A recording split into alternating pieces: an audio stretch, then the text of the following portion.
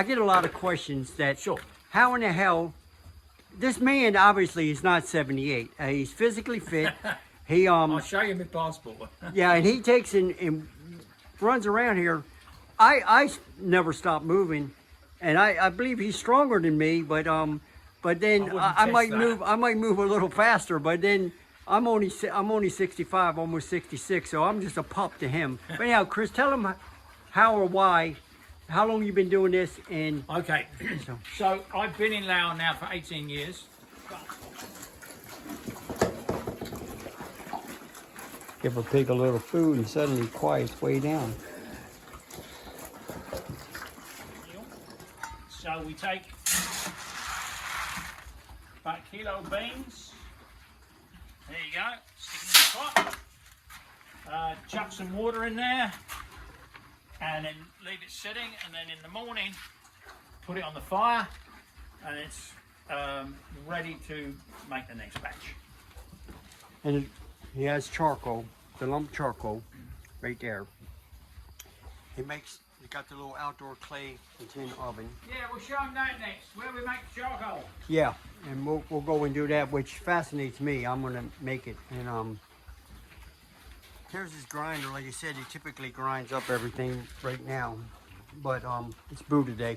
Oh, this is a sugarcane extract. I thought that's scrap engine oil. Oh, okay. That's what we put onto the charcoal to make it light get easier. Get Yes. it working. Yeah. Yes. So that's sugarcane. That's sugarcane syrup, or the extract, the byproduct when they make sugar. I thought it was blackstrap molasses or sorghum molasses. That's what we have in America. We grow sorghum where I live, but we don't grow sugarcane. They do, but down in Alabama, Mississippi, Puerto Rico, so and places like that. Half that bottle is $5. Oh, okay. Wow. So very cheap. So basically 100,000 kip Yeah. for half that bottle. Yeah. So when you buy it, it's about that full. Okay. And it's very concentrated and very Oh, yeah. rich. Yeah. Those of you who like to look that stuff up, you can, on the readily available, Google it, and you can see all the nutrients and all the science behind it. Yeah. It's just something we know. Yeah. This is rice bran. That's pretty cheap. We buy that. We buy 15 kilo bag for 50,000 kip, which is $2.50. So, No, sorry. Yes, $2.50. so if you bought for the commercial white pigs and you're buying the feed, what is a 50-pound, 25-kilo sack or 20-kilo sack go for? These pigs are being fed on the commercial stuff. 18% protein? It's 18% Yes. protein. Same in and- America. Yeah. So they are, now there's two kinds. There's a 22%. Yeah, we call protein, feeder which- grower when they're first starting out. Yes. Yes. So anyway, for these, which see, they're now eating those. Papayas. Papayas. The green papayas. So a bag of this is 300,000 kip. 15 bucks, 15 bucks. basically, yeah. Maybe 14. And what do you make yours for?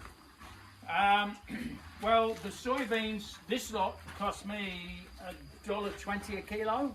Okay. But that was kind of expensive. I've now found a way of getting it for $1 a kilo. And you can also grow your own if you really got down to it. That's the next step. Gotcha. That's the next step. Yeah, in America, we'll grow Johnson grass, elephant grass for silage, Yeah. and we'll grow soybeans and we'll grow corn. Yeah.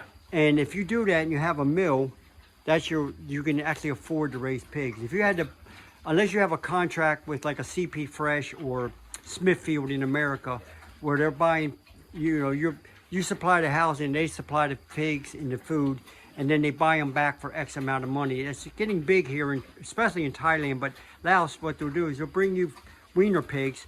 You feed them for approximately 6 months or whatever it is, up to get 150, that would take about 4 months. 100 kilos or whatever, and then they come and buy them all back for $1 million a pig, and they supply everything. But if mortality is played in it, if any die, you lose. You have to provide the housing and the labor. They only supply the food. They put cameras in. They watch you. Yes. A girl was going to get into it that I know. I told her, Don't. don't. And then once she saw the restrictions, they own you. So yes, exactly. It's the same with chickens or anything you're buying from the big, was it Cargill? Cargill. Back home is Purdue. Purdue. Yeah, whatever. Cargill. The point is these big outfits. They make Smithfield is owned all by the risk. Chinese now. Yes. Yes. ConAgra is owned by a Brazilian corporation. All our beef comes from, you know. Yeah, you have to. It's gotten ridiculous. It has, and the only way you can stay a real human being with a lifespan that's reasonable, whereas you're not knackered by the time you're 60, is you have to eat real food. And if you're not eating real food, you're going to be stuffed by the time you're 60. Okay, we're going to go into this. So I was saying it might be hard to hear, Chris. So I get a lot of questions that, Sure. how in the hell, this man obviously is not 78. He's physically fit. He I'll show you my passport. yeah, and he takes and runs around here.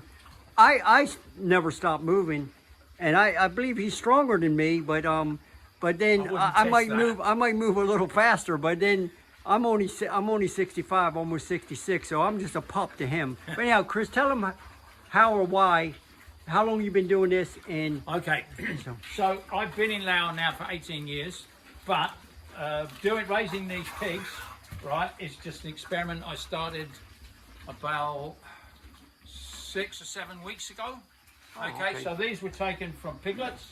Okay, now these ones here, they're younger than them but they're a lot bigger because they're eating because commercial they're eating the food. commercial feed. Are they Yeah. gilts or cut males or mixed? They're all, you know, the males have had their what's-its cut off. They're all gilts. They're all They're females. No, some are males, but they've Okay. had their what's-its cut off. Gotcha.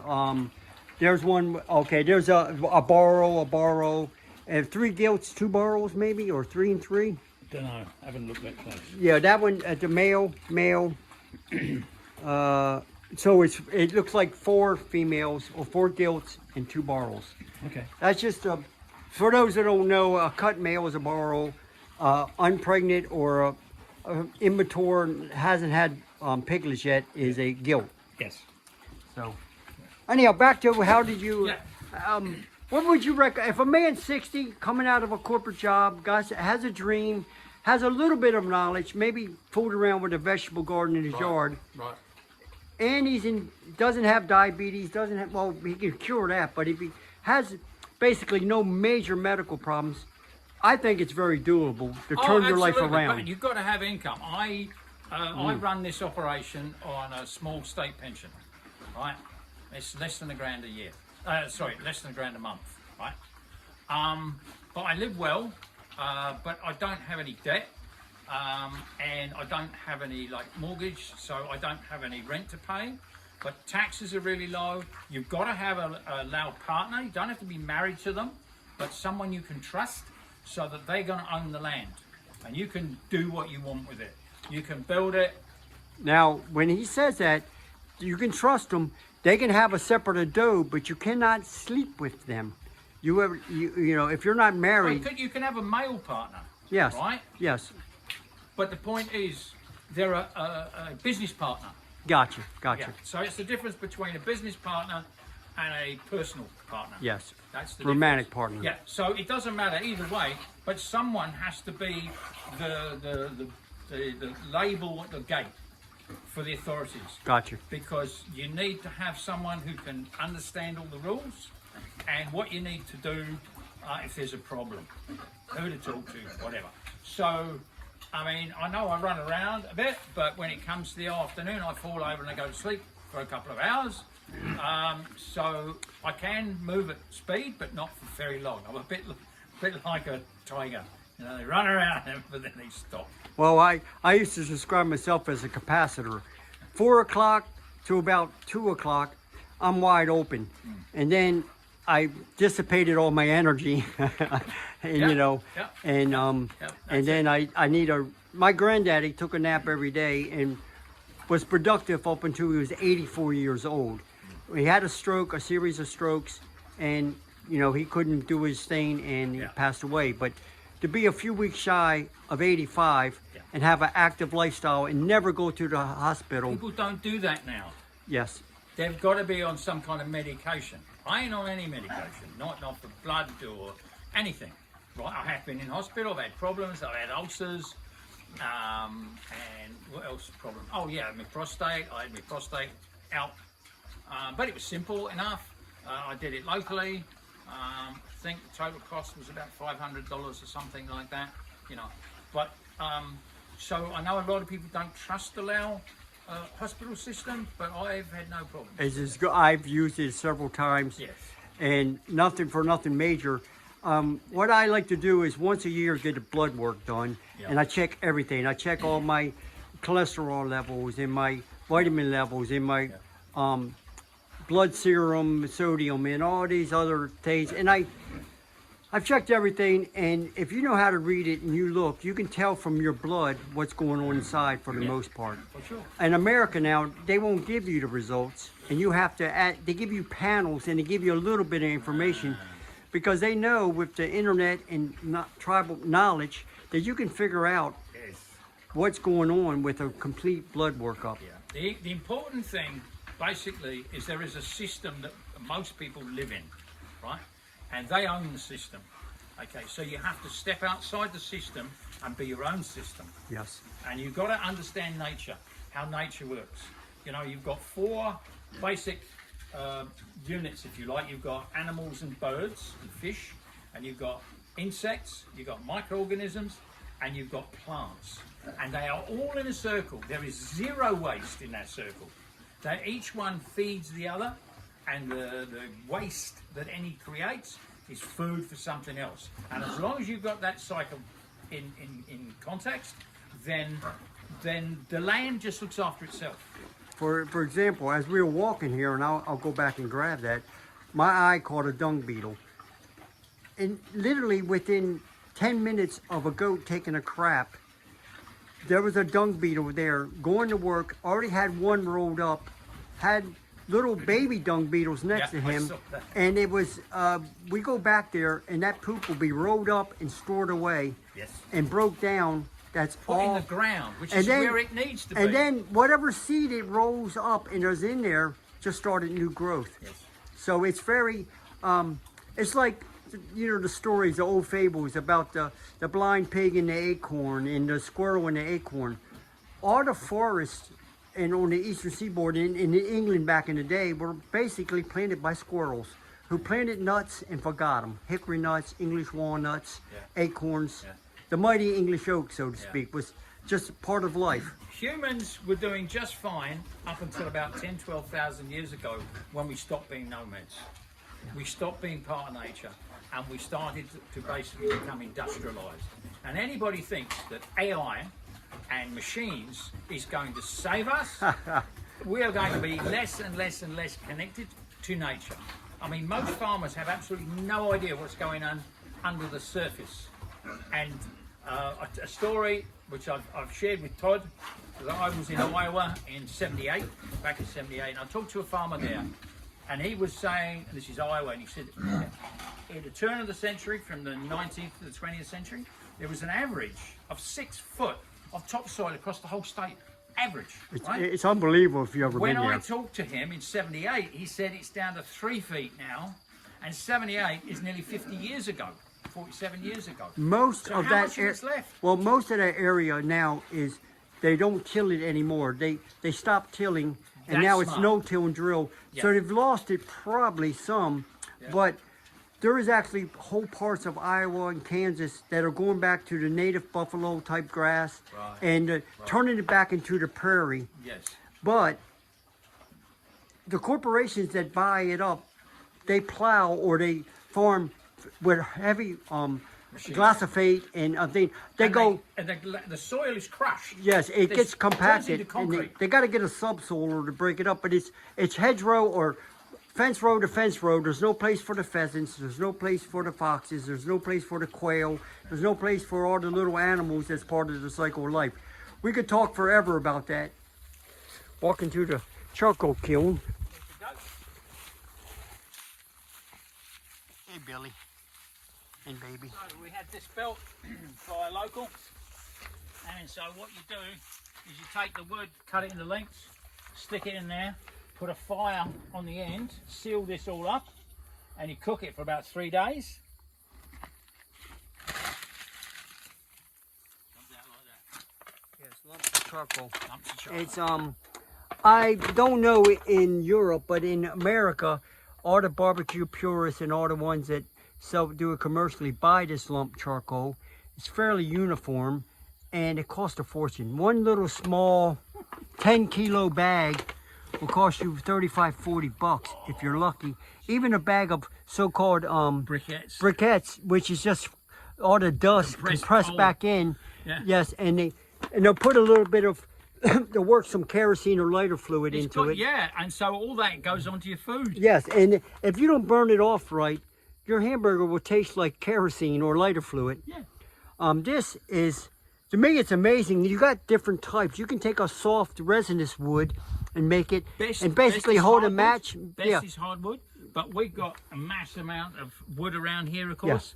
Yeah. So we mostly use the eucalypt. Yeah. All the I've seen some that you literally can hold a match to and it burns, but it has no chemicals on it because it's made out of fat wood or the resinous pine type wood. Yeah, although I would say the older match to it, it won't burn. So what we do is we throw scrap oil on it. Got you.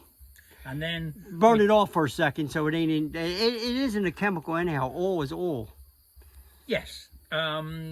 So, but you know, you've got to get it going. But once the heat's in there, it's burnt off everything, so it gets nice and hot. And we also use a lighter with a plastic bag to get it started. Yeah, because a plastic bag is petroleum, and it just starts dripping. But that's exactly right. Yes. And most people, I don't know. You know, we say how people have got disconnected from food. They don't know where plastic comes from versus biodegradable versus synthetics versus bam. You know, it's interesting.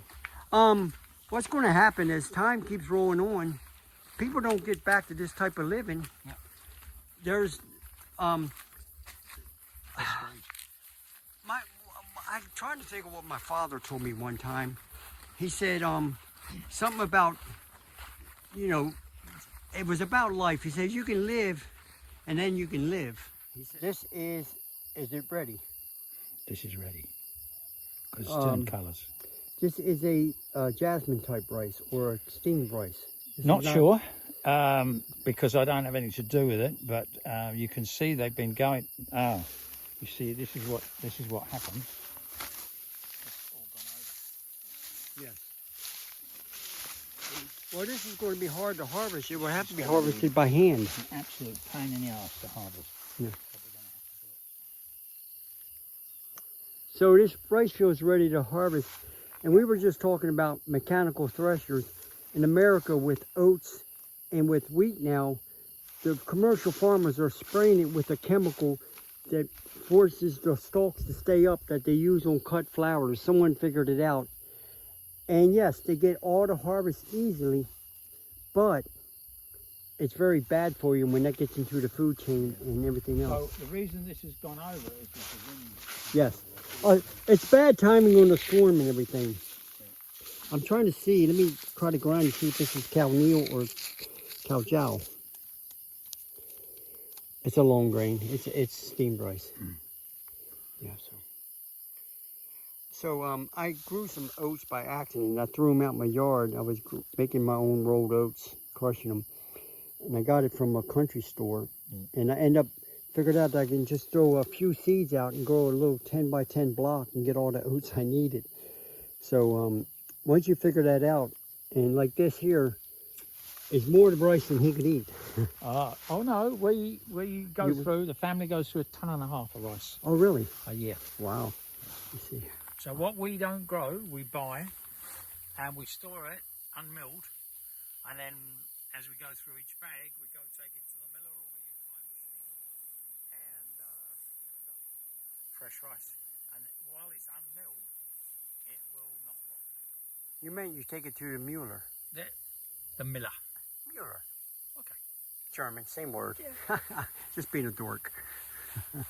But yeah, what is this? It looks like to me approximately a half acre, maybe a little more.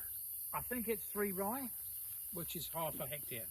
Which Oh, is a it's bit an acre over then. It's an acre. bit over an acre. Okay, so yeah, if you look at it goes out and wide. So yeah, this would be about an acre. In America, acre is basically 210 by 210 by 205 by 205, or 43,000 some odd feet. Yeah. Is a acre. Most of the acres are long acres. They're usually 100, 150 wide. Yeah. Look like a football pitch. Yeah. So a true soccer field is an acre, where American football is just under an acre. Useless facts for those who can't do math like myself.